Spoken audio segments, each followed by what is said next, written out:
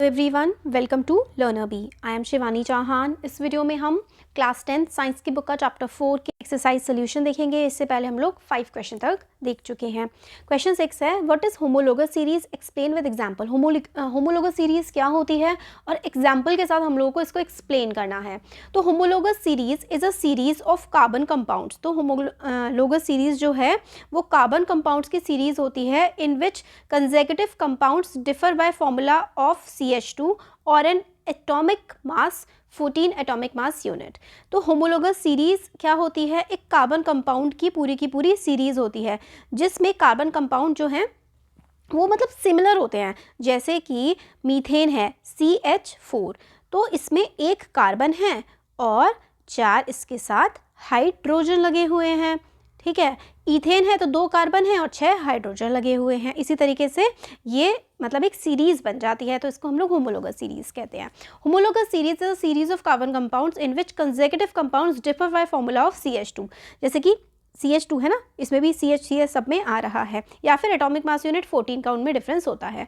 The compounds of a particular group have same functional group which leads two identical chemical properties. तो इनकी जो chemical properties होती है वो आइडेंटिकल होती है क्योंकि ये काफ़ी ज़्यादा सिमिलर होते हैं। But as the compounds have different masses, slight gradation and physical properties is observed. तो थोड़ा बहुत इनकी फिजिकल प्रॉपर्टीज में डिफरेंस भी होता है क्योंकि इनका जो मास होता है वो अलग होता है। एग्जाम्पल के लिए methane, ethane, propane, butane are all part of alkene homologous series. तो ये सारे के सारे एल्केन सीरीज के पार्ट हैं। एल्केन सीरीज के ये सारे के सारे पार्ट हैं, methane, ethane, propane, butane.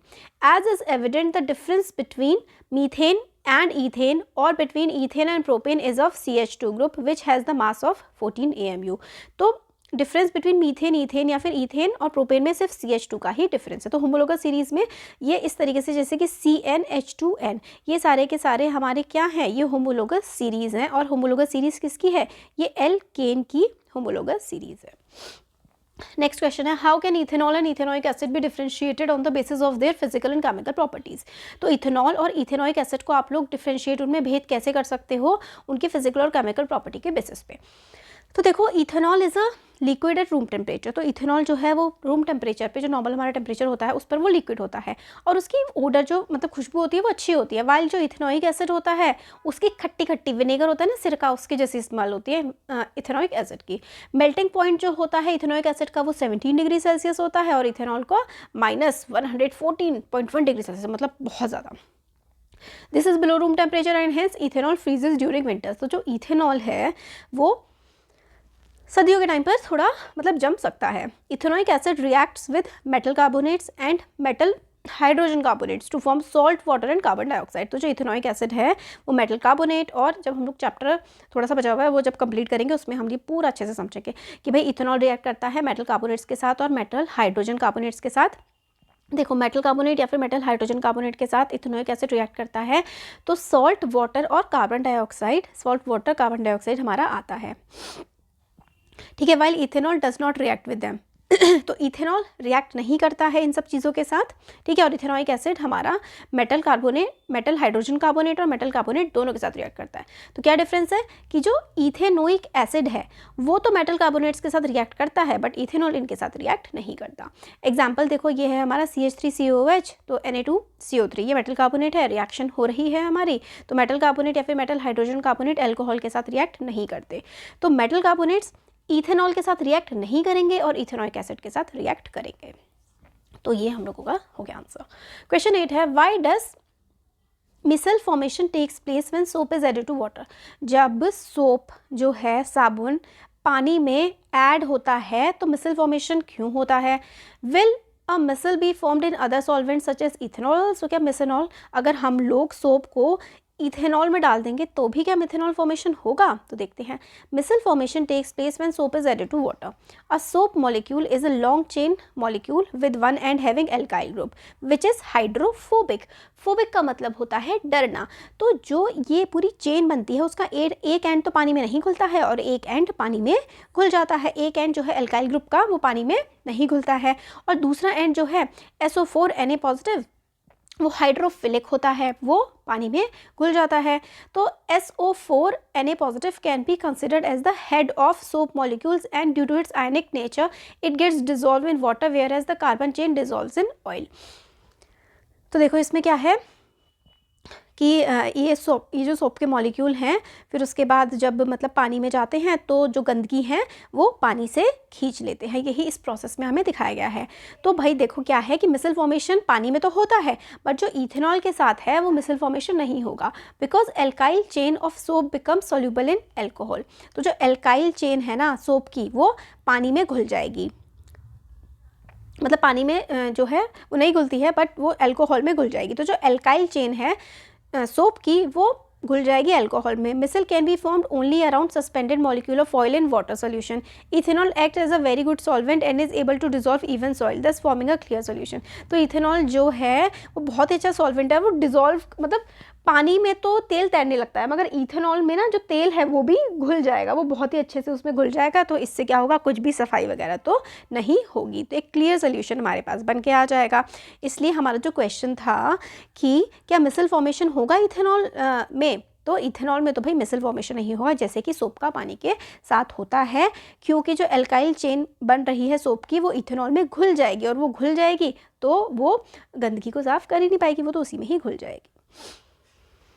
Next है why are carbon and its compound use as fuels for most application. तो कार्बन और उसके कंपाउंड्स फ्यूल की तरह क्यों इस्तेमाल किए जाते हैं। तो most of carbon compounds give large amount of heat and light when burned in air. तो जब कार्बन के कंपाउंड्स जैसे कि इथेनॉल हो गया, जैसे कि वुड हो गई, ये सारे के सारे कार्बन के कंपाउंड्स हैं, इसको जब हम जलाते हैं पेट्रोल डीजल तो काफ़ी सारी हीट भी निकलती है और लाइट भी निकलती है। Saturated hydrocarbons burn with clean flame and no smoke is produce. तो जो सेचुरेटेड कार्बन हाइड्रोकार्बन होते हैं, जैसे कि सिंगल बॉन्ड वाले, तो मतलब बिल्कुल क्लीन फ्लेम होती है, उसमें धुआं भी नहीं निकलता है। The carbon compounds while which are use as fuel have high calorific value. तो जो कार्बन कंपाउंड जिसको हम लोग जलाने का इस्तेमाल करते हैं, जैसे कि डीजल पेट्रोल वगैरह, इसकी कैलोरीफिक वैल्यू बहुत हाई होती है। कैलोरीफिक वैल्यू जिसकी हाई होती है उसकी हीटिंग कैपेसिटी बहुत ज़्यादा होती है। ड्यू टू इस high calorific value carbon and its compound are use as fuel for most application. तो इसका आंसर सिंपल भाषा में अगर हम दें कि तो कार्बन का इस्तेमाल क्यों किया जाता है बहुत सारे जगह पर फ्यूल की तरह, यानी कि किसी चीज़ को जलाने के लिए या फिर कुछ चलाने के लिए, क्योंकि कार्बन के जो कंपाउंड्स होते हैं उसकी कैलोरीफिक वैल्यू हाई होती है। Due to its high calorific value, calorific value जो है इन कंपाउंड्स की काफ़ी ज़्यादा हाई होती है, हाई कैलोरीफिक वैल्यू होती है, इस वजह से इनका काफ़ी ज़्यादा इस्तेमाल किया जाता है फ्यूल की तरह, ईंधन की तरह। Next explain the formation of scum when hard water is treated with soap. तो स्कम का फॉर्मेशन कैसे होता है जब हार्ड वाटर जो है, हार्ड वाटर में सोप लगाया जाता है तो क्या होता है। तो soap does not work properly when the water is hard. Soap molecules are long carbon chains with sodium and potassium at the other end. तो सोप जो है वो अच्छे से काम नहीं करता जब पानी हार्ड होता है। तो सोप मॉलिक्यूल एक लंबी सी चेन होते हैं जिसमें सोडियम और पोटेशियम होता है।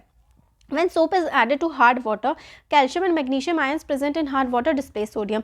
जब सोप जो है वो हार्ड वाटर में हम लोग डालते हैं तो कैल्शियम और मैग्नीशियम के जो आयंस होते हैं, कैल्शियम के आयन होते हैं, मैग्नीशियम के आयन होते हैं, जो कि हार्ड वाटर में प्रेजेंट होते हैं, वो सोडियम को और पोटेशियम आयंस को मतलब क्या कर देते हैं, डिस्प्लेस कर देते हैं from the soap molecule, forming an insoluble substance called scum. तो एक मतलब ऐसा सब्सटेंस बन जाता है जो डिजोल्व नहीं होता है पानी में, वो स्कम होता है। तो lot of soap gets wasted in the process of scum formation, क्योंकि बहुत ज़्यादा स्कम फॉर्मेशन हो जाती है, इससे बहुत ज़्यादा सोप ना वेस्ट होता है, इस वजह से ज़्यादा हार्ड वाटर में जो है ज़्यादा लगता है सोप। नेक्स्ट है what change will you observe if you test soap with litmus paper. अगर आप साबुन को लिटमस पेपर पे टेस्ट करोगे तो वो वो रेड होगा या फिर वो ब्लू होगा। तो सिंस सोप जो है वो बेसिक नेचर का होता है, वो रेड हो जाएगा। However the colour of blue litmus will remain blue because only an acidic substance can turn blue litmus into red. तो सोप बेसिक नेचर का होता है तो रेड लिटमस तो ब्लू हो जाएगा, बट ब्लू लिटमस ब्लू ही रहेगा, क्योंकि भाई ये तो सोप तो बेसिक नेचर है। तो सोप का नेचर क्या होता है, बेसिक होता है। हाइड्रोजनेशन क्या होती है, उसके इंडस्ट्रियल एप्लीकेशन। तो what is hydrogenation, what is its industrial application.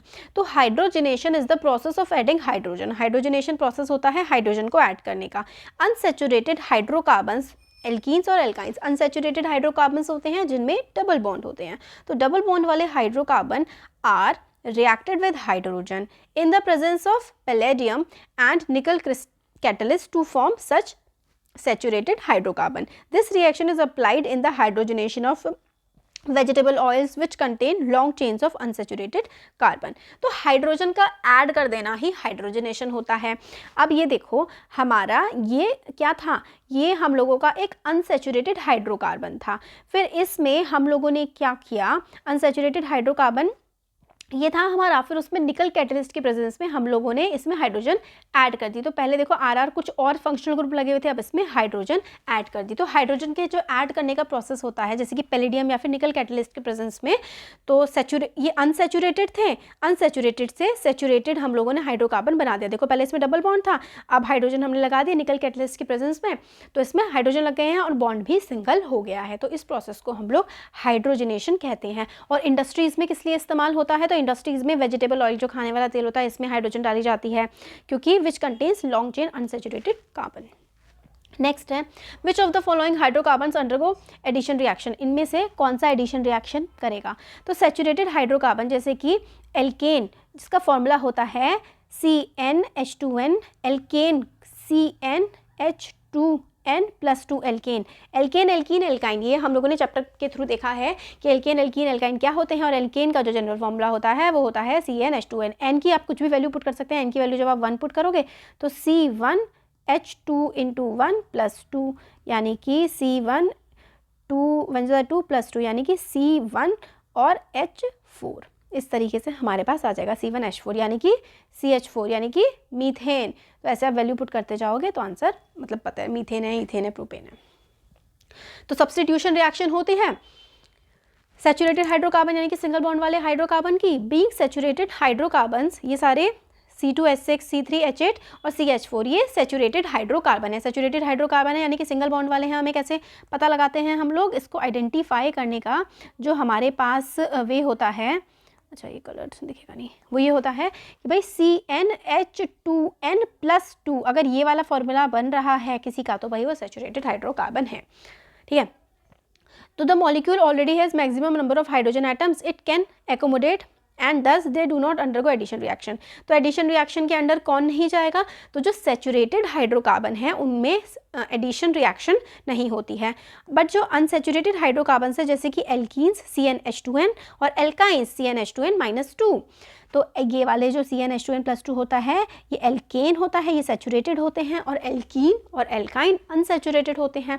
तो एल्कीन CnH2n और CnH2n-2 इनमें होती है हमारी एडिशन रिएक्शन। तो being unsaturated hydrocarbons C3H6 C2H2 double and triple bonds can be converted to single bonds and thus such compound undergo addition reaction. तो ये compound जो है एडिशन रिएक्शन में जाते हैं। Give a test that can be use to differentiate between saturated and unsaturated hydrocarbon. तो test देना है जो हमें सैचुरेटेड और अनसैचुरेटेड हाइड्रोकार्बन में अंतर जिससे हमें पता लगे। तो unsaturated carbon compound undergo addition reaction, तो जो अनसैचुरेटेड कार्बन कंपाउंड है उसमें एडिशन रिएक्शन होती है, और जबकि जो सैचुरेटेड कार्बन कंपाउंड है उसमें जो है एडिशन रिएक्शन नहीं होती। इससे पहले क्वेश्चन में देखा था व्हेन अनसैचुरेटेड कार्बन कंपाउंड्स, तो जो अनसैचुरेटेड कार्बन कंपाउंड्स होते हैं वो ब्रोमीन के साथ रिएक्ट करते हैं, ब्रोमीन वाटर के साथ, और bromine gets added to unsaturated compound. देखो अनसैचुरेटेड डबल बॉन्ड है, ब्रोमीन के साथ रिएक्ट करते हैं तो ब्रोमीन इसमें ऐड हो जाता है। This turn colour of the solution from brown to colourless, तो सॉल्यूशन का कलर जो पहले ब्राउन था वो कलरलेस हो जाएगा।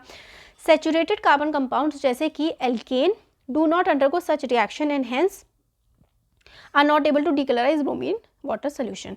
तो सैचुरेटेड जो है, इसमें हमें क्वेश्चन में पूछा गया था ना, टेस्ट बताना है डिफरेंशिएट करने का सैचुरेटेड और अनसैचुरेटेड हाइड्रोकार्बन को। तो सैचुरेटेड और अनसैचुरेटेड हाइड्रोकार्बन को टेस्ट करने के लिए आप ब्रोमीन सोल्यूशन में उसको डालेंगे, ब्रोमीन से रिएक्शन कराएंगे। तो अगर कलरलेस कर दिया तो भाई हमारा अनसैचुरेटेड है, और अगर चेंज नहीं हुआ कलर तो इसका मतलब क्या है, हमारा सैचुरेटेड है। क्योंकि सैचुरेटेड कार्बन कंपाउंड जैसे कि alkane do not undergo reaction नहीं करते हैं ब्रोमीन के साथ and hence not able to decolourise the bromine water. तो ब्रोमीन वाटर का जो है कोई भी उसमें चेंज नहीं आएगा सैचुरेटेड कार्बन से। नेक्स्ट है देखो explain mechanism of cleaning action of soap. तो सोप का जो साफ सफाई करने वाला एक्शन होता है उसको हम लोगों को एक्सप्लेन करना है। तो देखो, cleansing action of soap, the dirt present on clothes is organic non polar in nature. तो डर्ट, गंदगी जो होती है वो नॉन पोलर होती है नेचर में और इसलिए वाटर में वो घुलती नहीं है। Therefore it can not be removed only by washing with water. तो सिर्फ पानी से धोने से कपड़े साफ नहीं होते क्योंकि गंदगी पानी में नहीं घुलती अच्छे से। Soap molecule is a long chain molecule with one end having an alkyl group. तो जो मॉलिक्यूल होता है सोप मॉलिक्यूल एक लॉन्ग चेन का मॉलिक्यूल होता है और एक तरफ उसमें एल्काइल ग्रुप लगा होता है जो कि हाइड्रोफोबिक होता है नेचर में, और दूसरी तरफ SO4 माइनस Na+, ठीक है, विच इज़ हाइड्रोफिलिक। तो एक तरफ हाइड्रोफोबिक होता है एंड और एक तरफ हाइड्रोफिलिक, मतलब एक तरफ जो है पानी में घुलने वाली चीज़ होती है और एक तरफ उसमें पानी में घुलने वाली चीज़ नहीं होती। जब सोप को पानी में डिजोल्व किया जाता है its hydrophobic and attaches themselves to the dirt and remove it from the cloth. तो जब सोप को पानी में डिजोल्व करते हैं तो जो उसका हाइड्रोफोबिक यानी कि पानी से डरने वाला जो एंड है वो खुद को चिपका लेता है गंदगी से और कपड़े से अलग हो जाता है। Then molecules of soap arrange themselves in a structure called micelle. तो मिसल का स्ट्रक्चर बन जाता है, मॉलिक्यूल जो है सोप के वो ऐसे ऐसे करके गोल गोल स्ट्रक्चर आप देखते हो ना, झाग झाग से बन जाते हैं, ठीक है। Where the dirt get trapped at the centre of the cluster, this micelle remain suspended in water and washed away leaving behind clean clothes. तो जो गोल गोल होता है हम उसको जब पानी में से निकालते हैं तो सारा का सारा हम फेंक देते हैं गंदा पानी, और फिर उसके बाद वो सारी की सारी गंदगी लेकर के वो जो झाग झाग से बनते हैं वो सारी गंदगी अपनी तरफ चिपका लेते हैं और पानी से बाहर निकल जाते हैं। तो ये पूरा प्रोसेस है हमारे इंटेक्स्ट एक्सरसाइज जो है। एक्सरसाइज के सारे देख लें, इंटेक्स्ट क्वेश्चन हम लोग नेक्स्ट वीडियो में देखेंगे। अच्छा लगा है तो चैनल को सब्सक्राइब करिए, वीडियो को शेयर करिए और लाइक करिए। Thank you.